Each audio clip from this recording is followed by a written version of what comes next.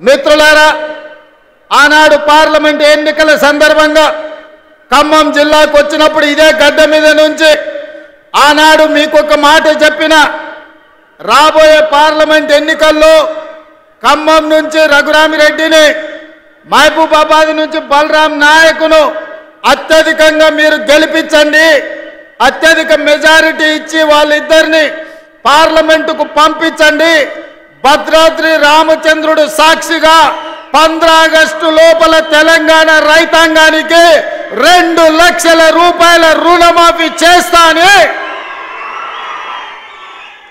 ఈ ఖమ్మం గడ్డ మీద నుంచే తెలంగాణ రైతాంగానికి ఆనాడు మాట ఇవ్వడం జరిగింది. కాంగ్రెస్ పార్టీ శ్రీమతి సోనియా గాంధీ గారి నాయకత్వంలో, మల్లికార్జున్ ఖర్గే గారి నేతృత్వంలో 2004 సంవత్సరం శ్రీమతి సోనియా గాంధీ గారు కరీంనగర్ జిల్లాలో తెలంగాణ రాష్ట్రం ఇస్తా అని ఆనాడు మాట ఇచ్చింది. సోనియా గాంధీ గారు మాట ఇచ్చిందంటే అది శిలా శాసనమే, సువర్ణాక్షరాలతో లిఖించదగిన మాట.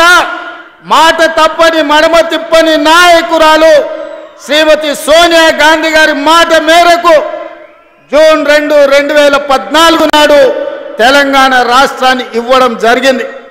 మరి ఆమె కుమారుడు మాట తప్పని వంశం నుంచి వచ్చిన గాంధీ వారసుడు శ్రీ రాహుల్ గాంధీ గారు మే 6, 2022 నాడు వరంగల్ గడ్డ మీద తెలంగాణ రాష్ట్ర రైతాంగానికి 2 లక్షల రూపాయల రుణమాఫీ చేస్తా అని మాట ఇస్తే, ఈ వేదిక మీద ఉన్న నా మంత్రివర్గ సహచరులు, ముఖ్యంగా ఉప ముఖ్యమంత్రి ఆర్థిక శాఖ మంత్రి బట్టి విక్రమార్క గారు పట్టు వదలకుండా రాహుల్ గాంధీ గారి మాట నిలబెట్టడానికి లక్షలాది తెలంగాణ రైతాంగానికి రైతు రుణమాఫీ చేసి తీరుతామని లెక్కలు వేసి అంకెలు కూడి ఎంతమంది అడ్డం పడ్డా, ఎంతమంది కాళ్ళల్లో కట్టెబెట్టాలని చూసినా ఇయాలటికి ఇయాల 18,000 కోట్ల రూపాయలు ఇయాల రైతుల ఖాతాలో మనం వెయ్యడం జరుగుతుంది.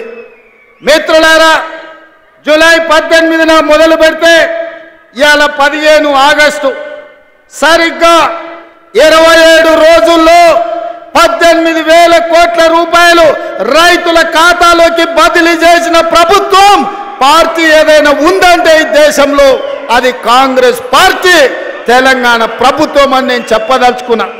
నేను సూటిగా సవాలు విసురుతున్నా. తాటి చెట్టు లెక్క పెరిగితే సరిపోదు, దూలం లెక్క ఉన్నావు, దూడకున్న బుద్ధి కూడా లేదని ఆనాడు హరీష్ రావు సవాలు విసిరిండు. మీరు రైతు రుణమాఫీ చేయండి, నేను సిద్దిపేట ఎమ్మెల్యేకు రాజీనామా చేస్తా, మళ్ళా ఎన్నికల్లో పోటీ చెయ్యనని.